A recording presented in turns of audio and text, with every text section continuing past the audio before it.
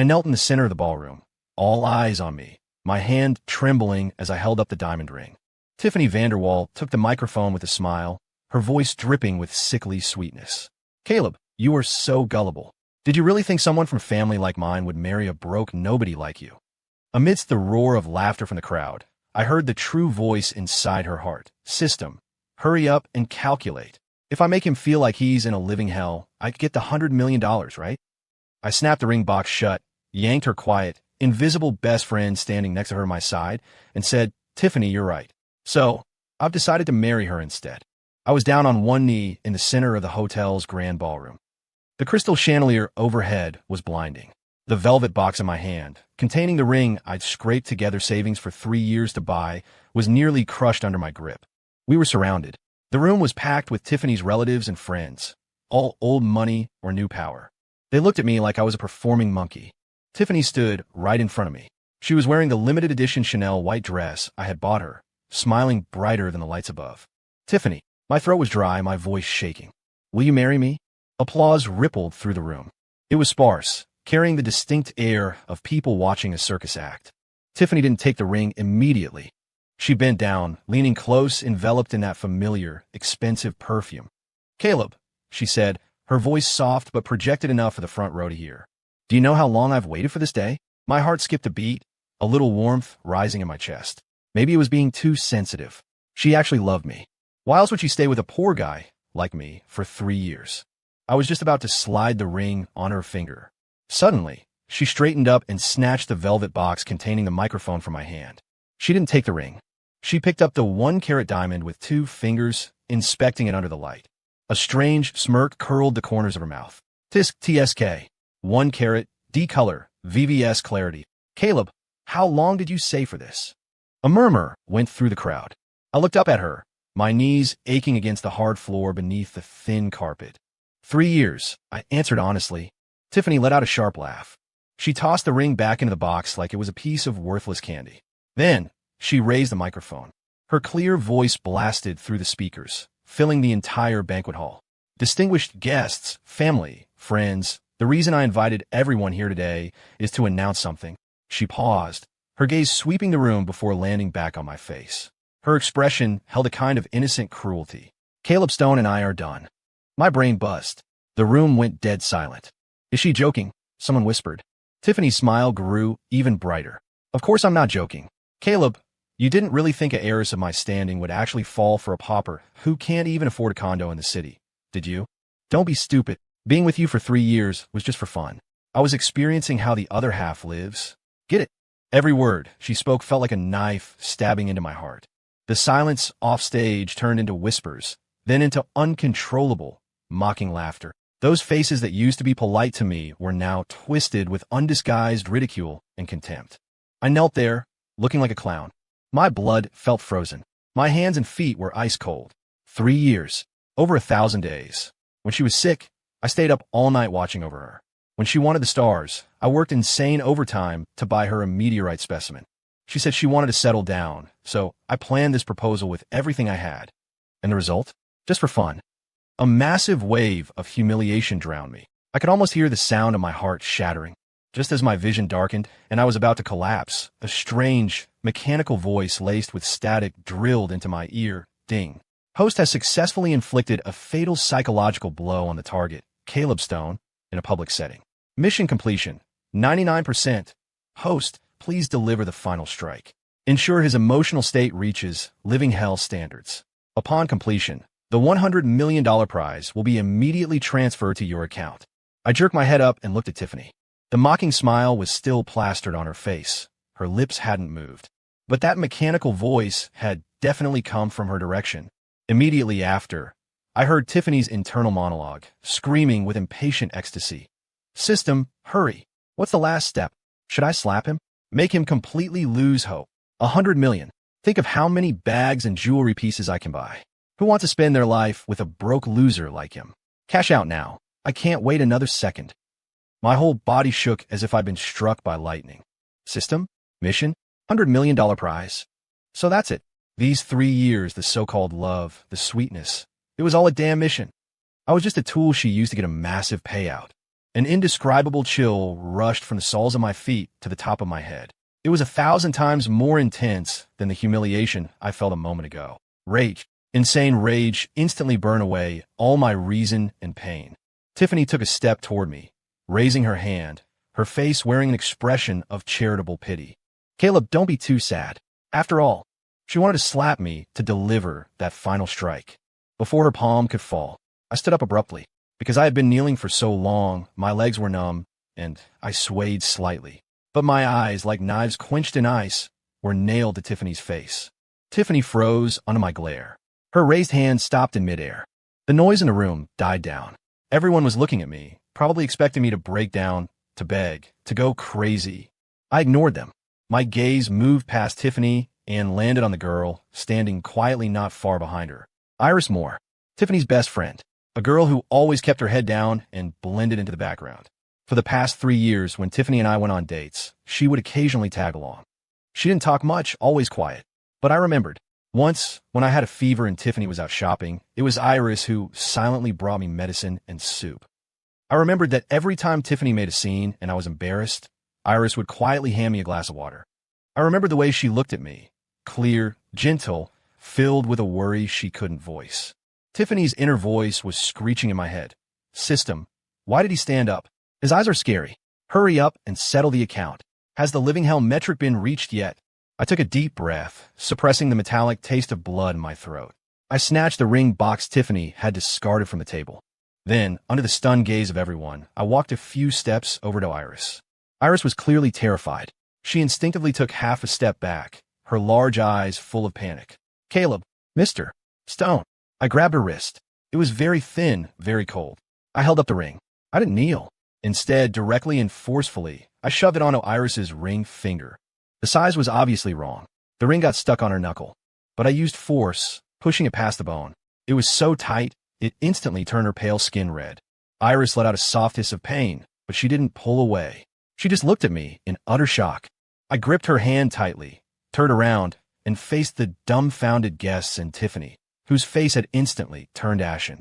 My voice was hoarse, but it carried the ruthless determination of a man burning his bridges. Tiffany, you're right. A poor guy like me really doesn't deserve a wealthy heiress like you. So, I raised my hand, interlaced with Iris's, showing off that shabby diamond ring squeezing her finger tightly. I've decided to marry her. I'm marrying your best friend, Iris Moore. The entire banquet hall was so quiet you could hear a pin drop. Everyone looked like someone had hit the pause button. The expression on Tiffany's face was absolutely magnificent. First confusion, then disbelief, and finally, explosive rage. That pretty face twisted until it was almost deformed. Caleb, are you crazy? She screamed, no longer able to maintain her elegant heiress facade. What gives you the right to marry her? She's my friend. You dare humiliate me like this. Watching her flustered, angry reaction, I finally felt a tiny bit of that foul air leave my chest. Humiliate. I pulled the corner of my mouth into a smile that was probably uglier than crying. Didn't you say it yourself? It was just for fun. Now I don't want to play anymore. I'm changing players. What's the problem? As for Iris, I turned my head to look at the girl beside me, who was completely petrified. She was trembling all over, her face pale, her fingers ice cold in my palm. A flash of guilt hit me, dragging her into this. I'm sorry. But right now, I couldn't find a better way to strike back at the woman who had played me like a fiddle. She's 10,000 times better than you, I said to Tiffany, enunciating every word. At least she won't treat me like a mission prop. She won't fake 3 years of feelings for $100 million. Tiffany's pupils constricted violently. A look of extreme guilt and panic flashed across her face. What are you talking about? What 100 million? What mission? Caleb, the shock made you lose your mind. Her voice was shaking, her eyes darting away. So it was true. I guessed right. The bullshit system, the 100 million prize, it was all real. At this moment, the mechanical voice was screeching an alarm in my head. Warning, warning. Target's emotional levels are fluctuating violently, deviating from the living hell trajectory. Mission is on the verge of failure. I dragged Iris out of the banquet hall without looking back. Behind us were Tiffany's hysterical screams and the sound of things smashing, and the gasps and gossip of a room full of guests. It sounded like the background noise of farce. Iris's wrist was trembling violently in my palm. She was practically being hauled along by me, stumbling as she walked. Caleb, Caleb, where are we going? Her voice was tiny, choked with tears. I didn't answer. I dragged her all the way into the elevator and hit the button for the underground garage. The elevator doors slid shut, cutting off the noise from the gala. In a confined space, the only sound was our heavy breathing. I leaned back against the cold metal wall, feeling all the strength drain out of me. I looked down at Iris's hand, which I was still gripping tightly. That 1-carat diamond ring looked like an ironic shackle, clamped tight around her slender ring finger. The skin around it was already swollen and red. As if burned, I abruptly let go of her hand. I'm sorry. My voice was so raspy it didn't sound like me. Iris pulled her hand back, her other hand gently covering the red mark. She kept her head down, her long hair falling forward to hide her face. I couldn't see her expression. I could only see her shoulders shaking slightly. She was crying, silently crying. My heart seized. Just now, in the heat of the moment, I used you. I licked my cracked lips, trying to explain, but every explanation felt pale and weak. That ring, I'll help you take it off. I reached out to touch her hand. She suddenly hid her hand behind her back and looked up. Her eyes and the tip of her nose were red, like a frightened rabbit. But in her eyes, there was a strange stubbornness. No need. Her voice still sounded nasal, but it was clear. Leave it on. I was stunned. Iris, that was for Tiffany. It was an insult. A joke. You shouldn't be wearing it. I know. She interrupted me, looking away at the changing numbers on the elevator display. I know you bought it for Tiffany. I also know that just now. You were using me to spite her. But since it's on, she paused, her voice dropping lower. Let me wear it for a while. The elevator reached the basement level. The doors opened. A cold draft rushed in. I looked at her thin shoulders, my mind a mess of tangled knots. I'll take you home. My car was a second-hand Volkswagen, parked in the corner, covered in dust, completely out of place in this luxury hotel garage. I opened the passenger door. Iris got in silently, buckled her seatbelt, and kept her head turned toward the window.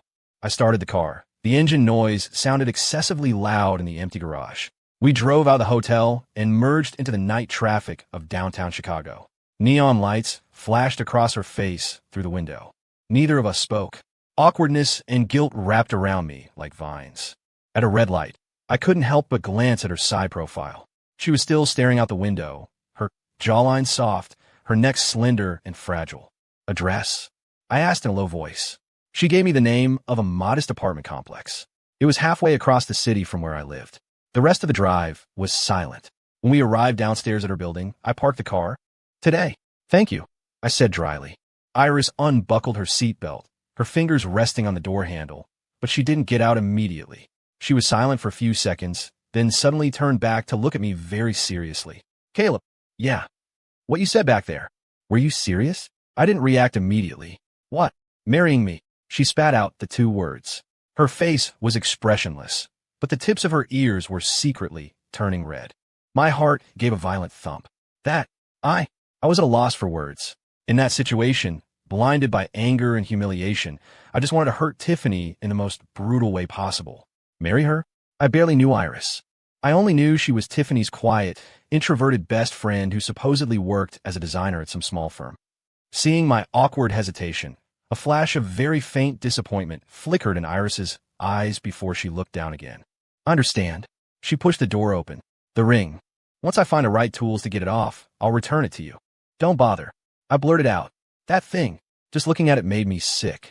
Iris stood outside the car, the night wind catching the hem of her dress. You saved for 3 years to buy it. It's a waste to throw it away. She finished speaking, closed the door, and turned to walk into the building entrance. She didn't look back. I sat in the car, watching her figure disappear, a heavy blockage in my chest. I slammed my fist against the steering wheel. The horn let out a harsh blare. In the quiet night, it was jarring. I didn't go back to my rental apartment. That place was full of traces of Tiffany. The aromatherapy she liked, the lipstick she left behind, the slippers we bought together. I drove to the Chicago River. I rolled all the windows down, letting the freezing wind off the water slap my face, trying to blow away the chaotic images in my brain. Tiffany's mocking smile, Iris's red-rimmed but stubborn eyes, and that damned system notification sound that only I could hear. Warning. Mission failed. $100 million prize frozen. Host Tiffany Vanderwall's emotional levels are critically unstable. Hatred value toward target Caleb Stone is skyrocketing. Initiating backup plan. forced conquest, or destruction mode. I pulled out my phone. The wallpaper was a photo of Tiffany and me. She was leaning into my chest, smiling so sweetly. Thinking about it now, it was all acting. My finger hovered over the delete button. I hesitated for a long time, but ultimately didn't press it. Not because I couldn't let go, but because I felt sick. Just as I was about to toss the phone aside, it vibrated. A number I didn't recognize. I frowned, hesitated, then answered. Hello. There was a brief silence on the other end, just the sound of light breathing. Caleb. It was Iris. My heart jumped inexplicably. It's me. What's wrong? Is something up? I tried to keep my voice calm. Are you okay? She asked hesitantly. Won't die. I forced a grimace. How do you have this number? Tiffany asked me to call a car for you once. I saved it. Her explanation was simple. Then, silence again. The wind by the river was strong, making the voice on the phone a bit fuzzy. She seemed to gather her courage. Tiffany. She's been calling me a lot, sending a lot of messages. Cursing you out? I could imagine Tiffany's madness. Yeah, really nasty stuff. She also said, she won't let you off. I let out a cold laugh.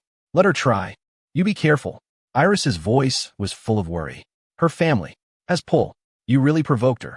I know. I took a deep breath. I drag you into this. She definitely cursed you out too, right? Iris gave a soft MHM. I'm sorry. Don't apologize. She paused. Actually, I always felt you two weren't right for each other. That stunned me. What do you mean? Nothing. She seemed unwilling to say more. Just a feeling. You were too serious, and she seemed too much like she was acting. My heart felt like it was being squeezed by something. Even Iris could see Tiffany was acting. Just how blind had I been for 3 years? Caleb. Yeah. If what you said at the hotel had even a tiny bit of truth to it. Her voice was so light, it was almost carried away by the wind. We could try. Try? Try what? My brain was slow to turn the corner. I mean, she seemed frustrated by her own lack of articulation. If you need someone to help you move on, or just need someone to be by your side. Her voice got smaller and smaller. But I understood. My heartbeat missed a beat. Iris, I opened my mouth, but didn't know how to respond. I was a mess right now. Feelings? I just got used as a tool for a game mission. Who could I trust? You don't have to answer me now, Iris said quickly, as if afraid to hear a rejection. I just want to tell you. You can pretend I didn't say anything. It's late. Rest early. Drive safe. She finished speaking rapidly and hung up. Listening to the dial tone, I didn't move for a long time. The neon lights across the river still shined brightly. But my world, starting today, had been completely overturned. The next day, I was woken up on my phone. I had curled up in the car all night. My whole body ached. The caller ID was my department manager. I rubbed my temples and answered. Stone, where the hell are you? Look at the time. Do you want this job or not? The screaming made my ears ring. I remembered then, it was Monday. Work. The company that squeezed people dry for a pitiful salary. I'll be right there, I croaked. Right there my ass. Don't bother coming. Miss Vanderwall just called. She said your character is despicable and the company can't employ you. You're fired. Get lost. The manager hung up immediately. I held the phone, stunned. Tiffany. She moved fast. So this is the start of not letting me off. I scoffed. Good. I didn't want to work at that crappy job anymore anyway. Perfect. I started the car, planning to go back to the rental to pack my things. As soon as I pulled up downstairs, I saw the landlord waiting there. Caleb, listen, I can't rent this place to you anymore. I'll refund your deposit. You need to move out today. The landlord looked uncomfortable. Why? The lease isn't up. I frowned. Look, don't ask. Someone powerful made a call. I can't deal with that kind of heat. Just move out quick. It's better for everyone. Someone powerful. Who else but Tiffany? I didn't argue. I turned and went upstairs.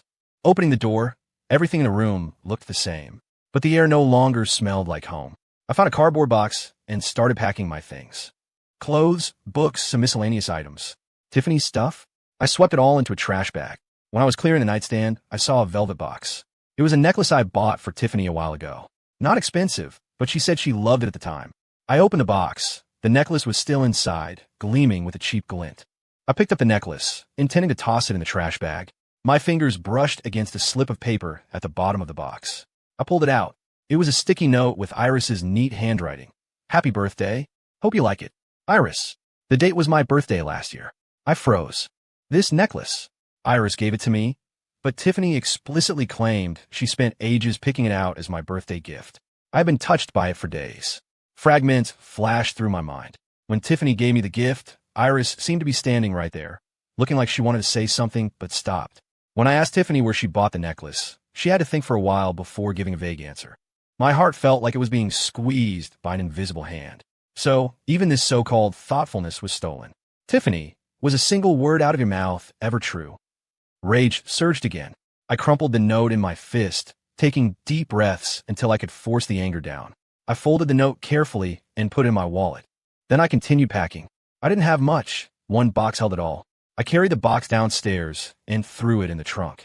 Looking at the place I'd lived for 2 years, I felt no attachment. As I drove away, my phone rang again. Iris. Caleb, are you at home? Her voice sounded urgent. Just moved out. What's wrong?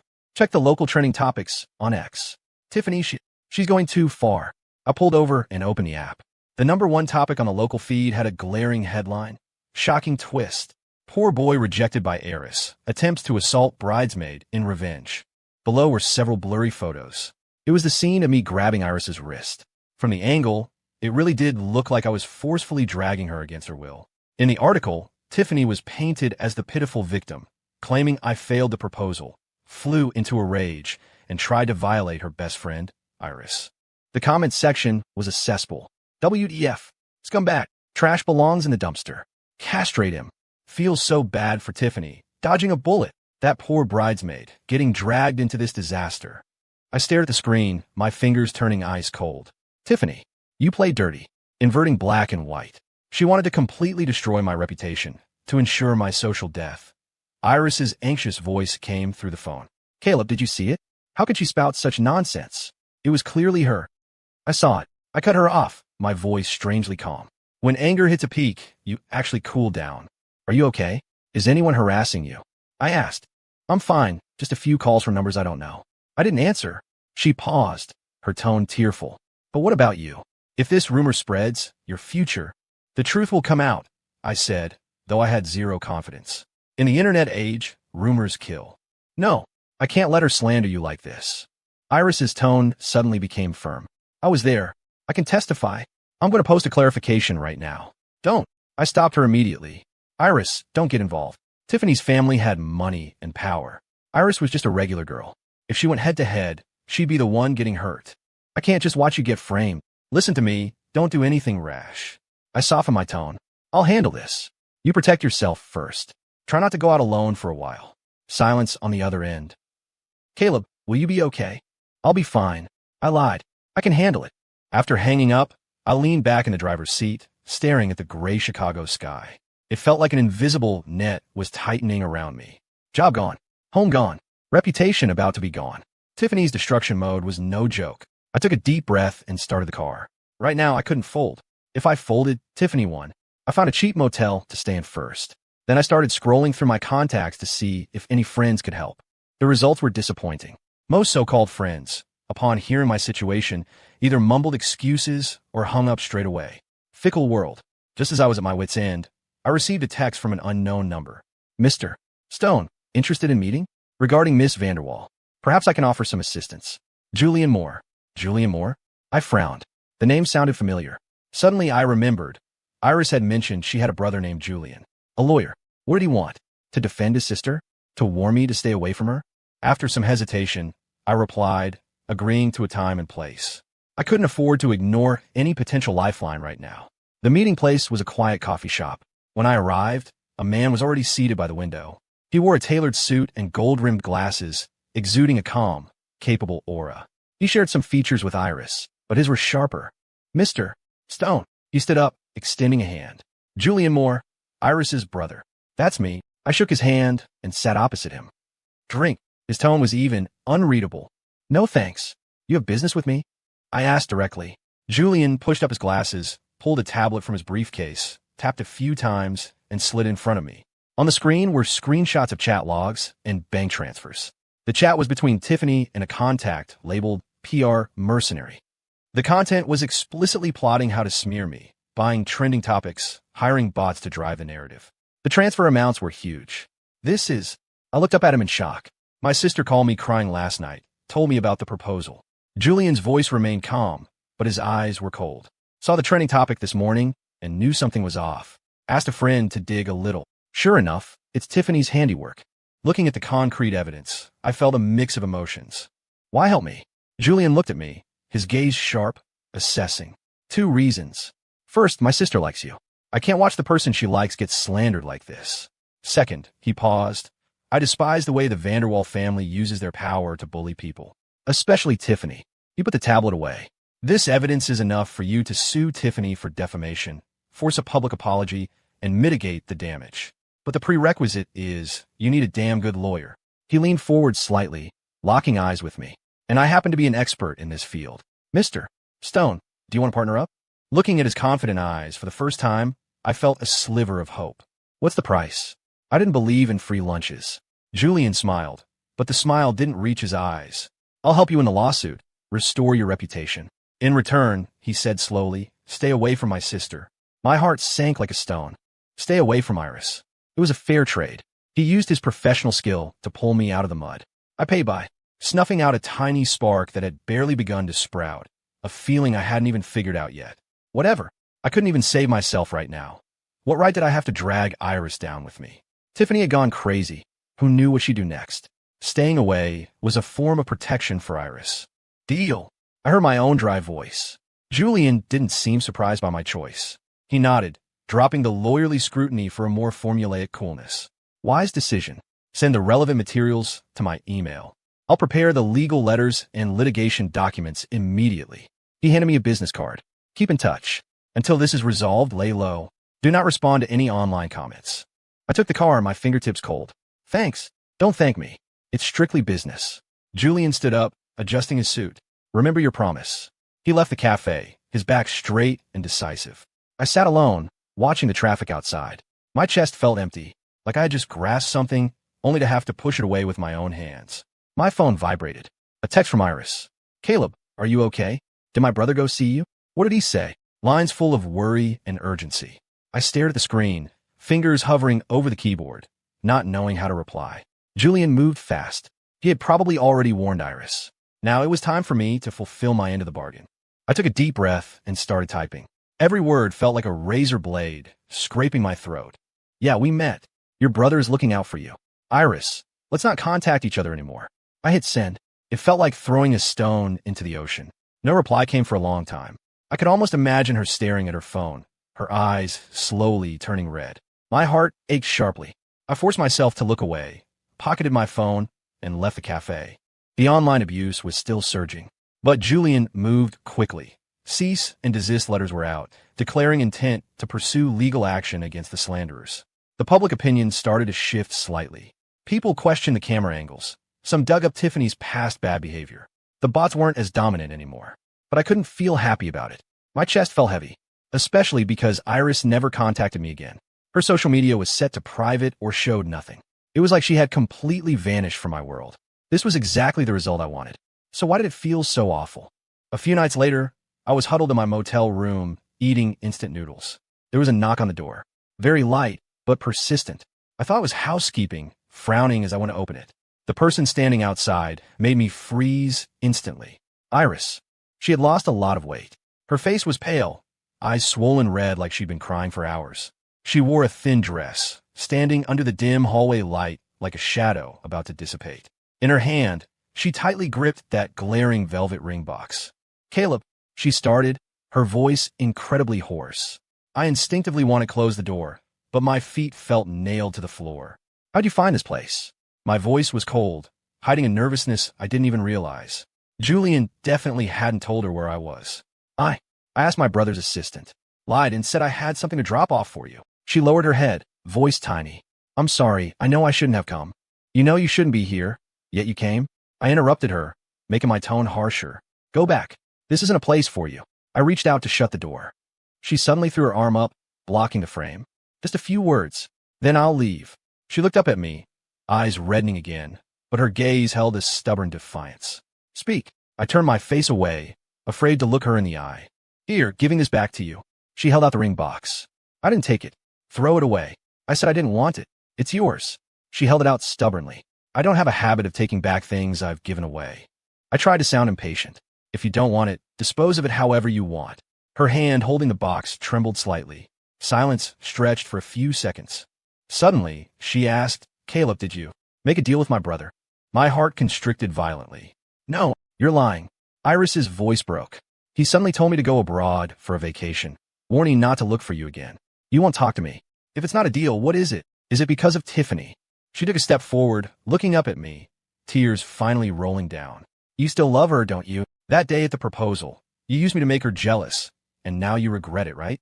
You think I'm a burden, clinging to you, right? Her questions came one after another, like whips lashing my heart. I clenched my fists, nails digging into my palms.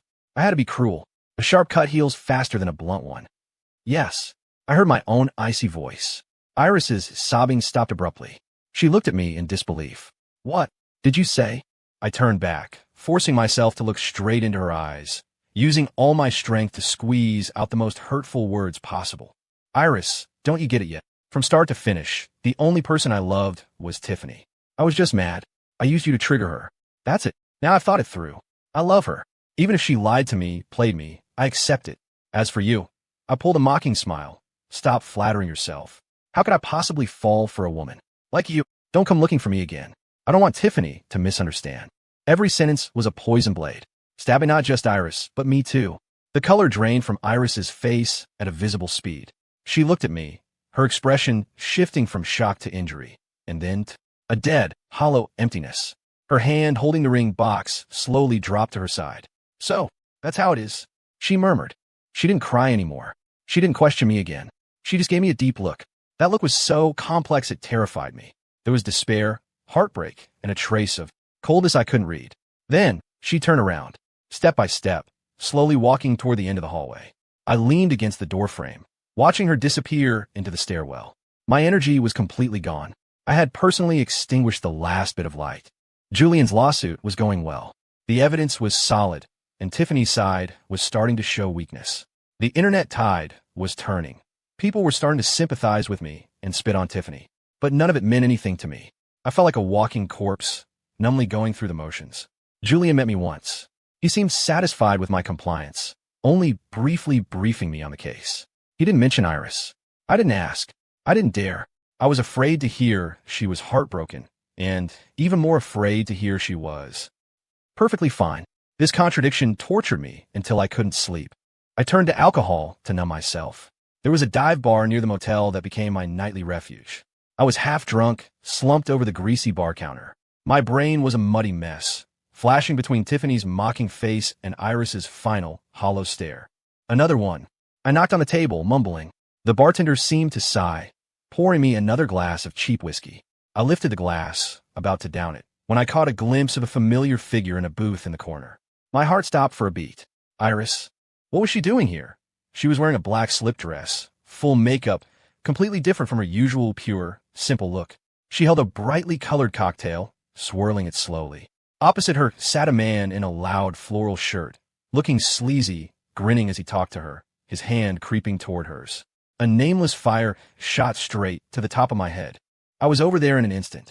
I shoved the floral shirt guy aside and grabbed Iris's wrist. What are you doing here? I growled at her, sobering up fast. Iris lifted her eyes. Seeing me, she didn't seem surprised. Her gaze was frighteningly calm, even holding a faint hint of a smile. Drinking, can't you tell? Her tone was airy. The floral shirt guy stumbled back, then stood up, angry and embarrassed. Who are you? Looking for trouble? Get lost. I whipped my head around to glare at him. The ferocity in my eyes scared him.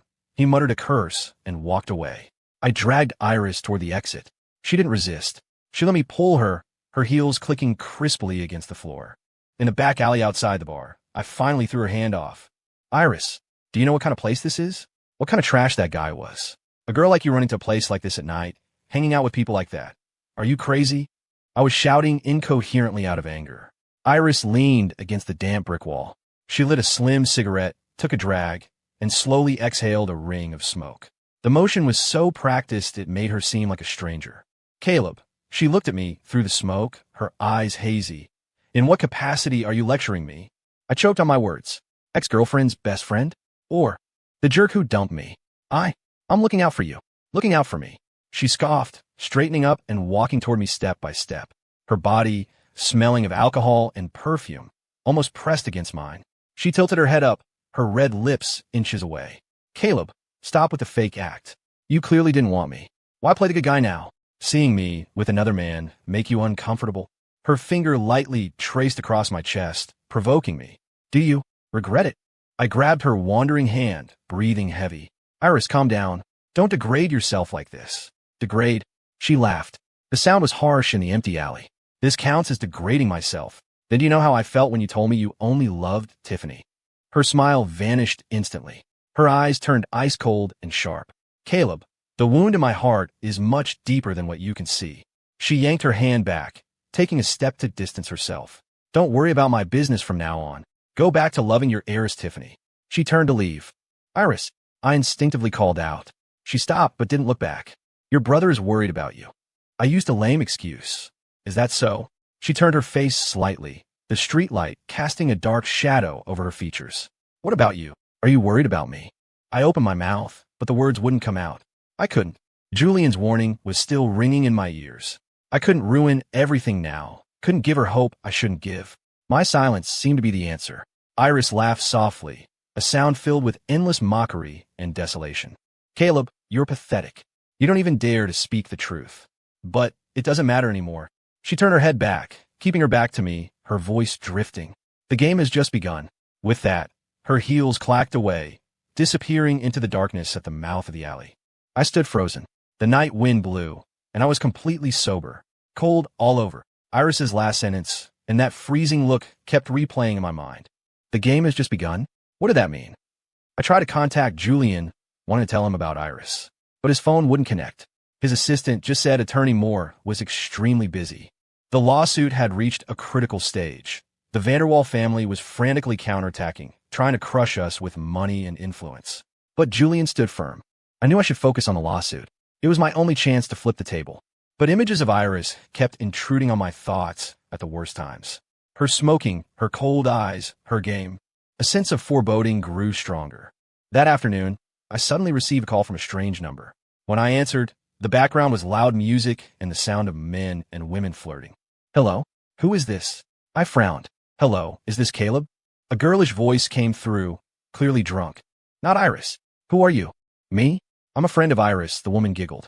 Iris drank too much. She's at Enigma Club, box 888. She's crying and asking to see you. Come pick her up. We can't handle her.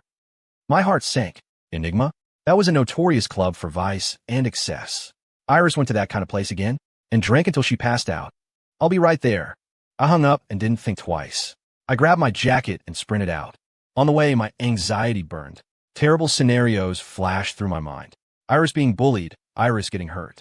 I didn't dare think further. I rushed into Enigma, found box 888, and shoved the door open.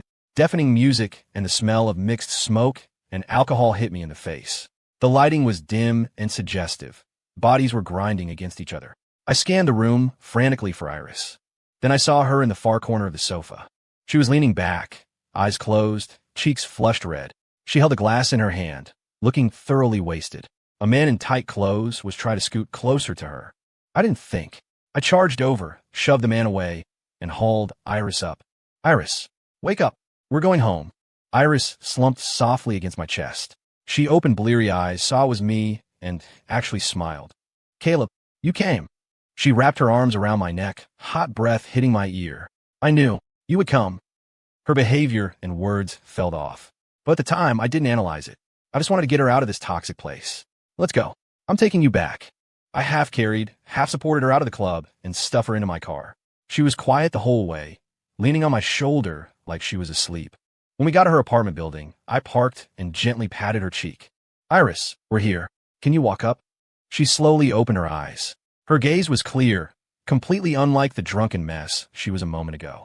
She looked at me, the corners of her mouth curling into an eerie arc. Caleb, you still care about me. My stomach dropped.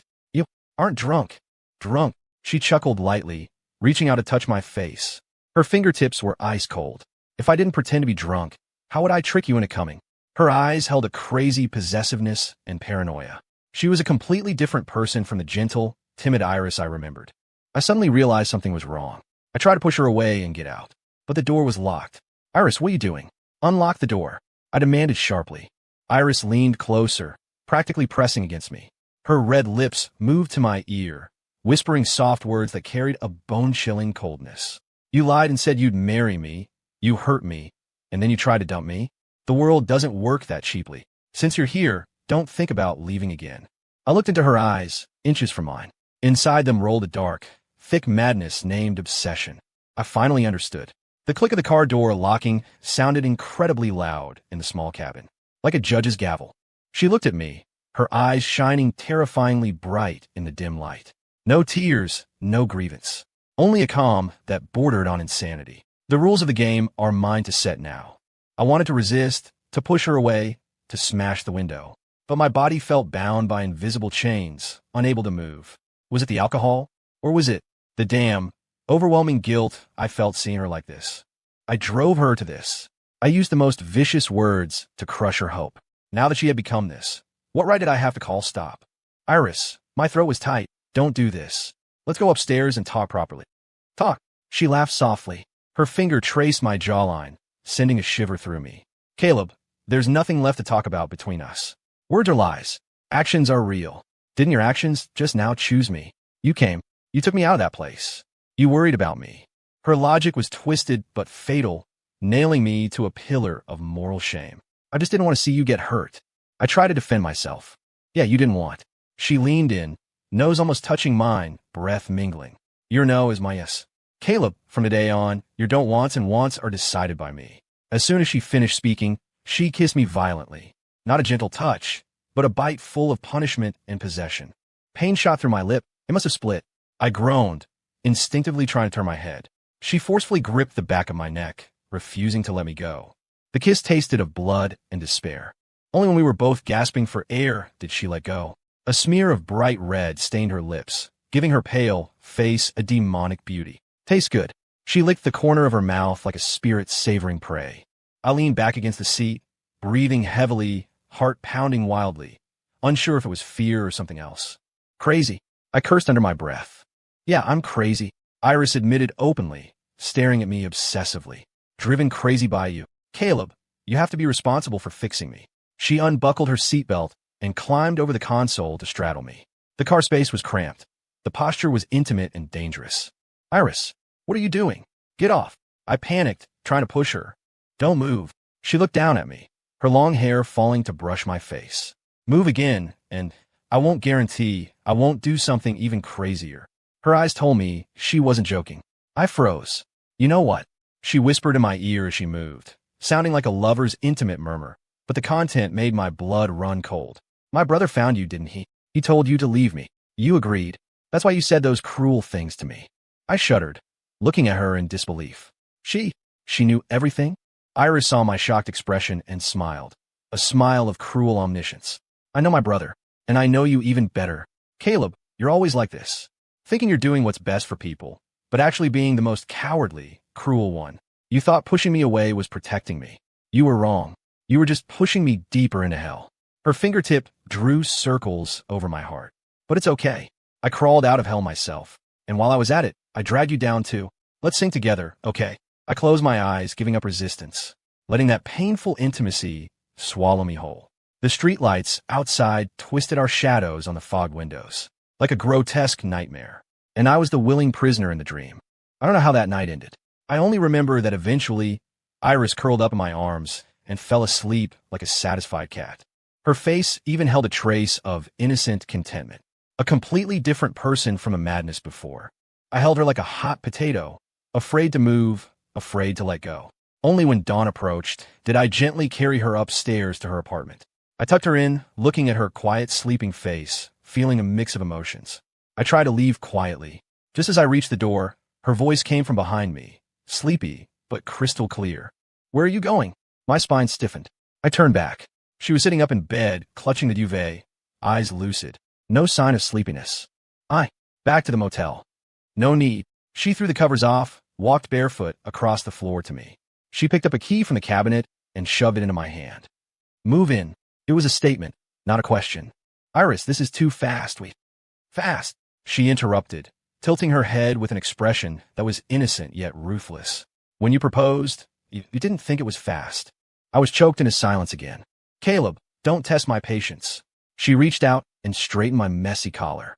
Her movements were gentle, but her eyes held a threat. I don't want to use last night's method to invite you to stay again. Thinking of the scene in the car, my scalp went numb. Finally, I heard my own dry voice. Okay, I compromised. Carrying a body full of exhaustion and a heart full of guilt, I moved into Iris's apartment. My possessions were pitifully few. One suitcase held them all. Iris's apartment wasn't big, but it was tidy, filled with a warmth typical of a young woman's home. But now, that warmth felt suffocating. She assigned me half the closet, a corner of the bathroom, like marking territory. Then, she began to invade my life pervasively.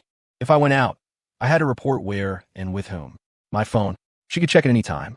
At night, I had to hold her while we slept. If I accidentally turned my back to her in the middle of the night, she would ask eerily in the dark, "Caleb, do you hate me now?"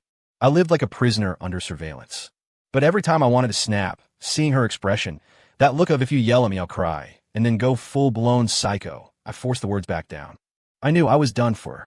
I had personally turned her into a Yandera, and I didn't even have the courage to call for help. During this time, Julian finally contacted me. He called me to his law firm, his face thunderous. "Caleb Stone, what the hell did you do to my sister? Why is she acting like a completely different person?" He slammed his fist on the desk, losing his usual cool. I smiled bitterly. What could I say? That to keep my promise to you, I used the harshest words to hurt her, driving her insane, and now I'm the one being controlled. "Mister, more things." Got a little out of hand. That was all I could say. Julian stared at me deathly hard, like he wanted to skin me alive. Finally, he slumped back in his chair, rubbing his forehead. "I only have one sister." His voice was exhausted. "Caleb, I don't care what method you use. Don't let her get hurt again, or else I won't let you off." Was this acceptance? Accepting his sister's pathology, accepting my status as prisoner. Back at the apartment, seeing me, Iris looked up with a sweet smile. "You're back?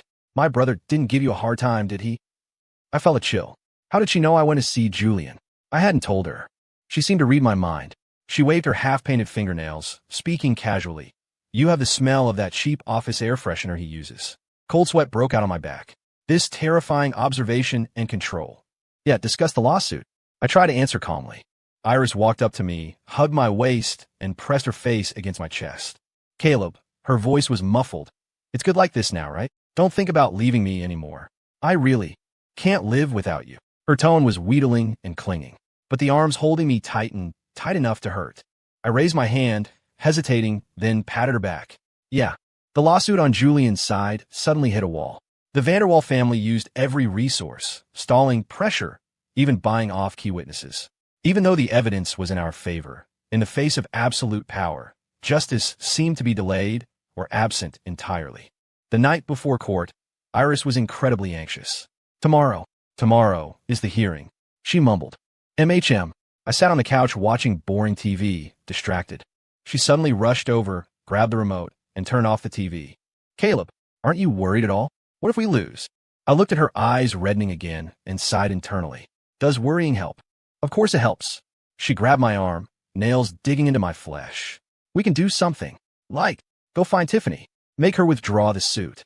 Make her admit she slandered you." Her eyes shone with a frightening light, carrying an unrealistic madness.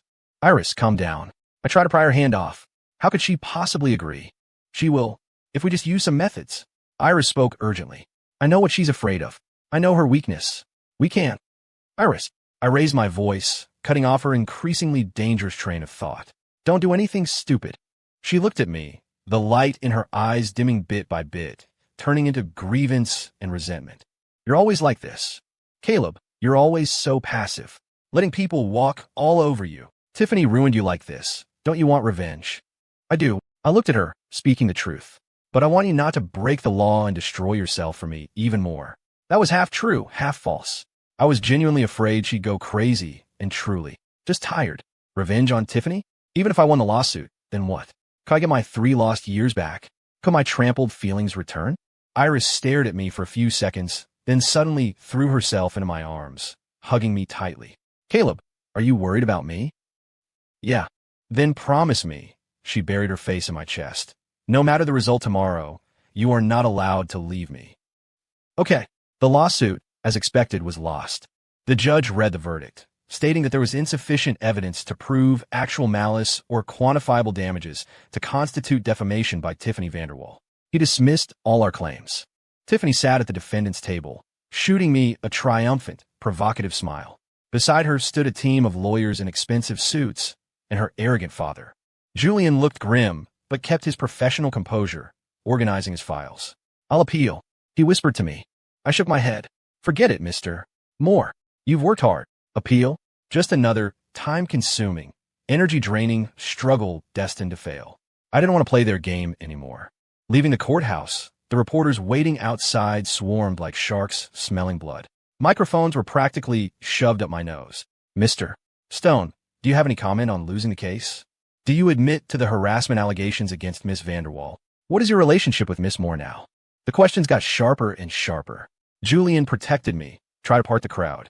I stood there, not moving.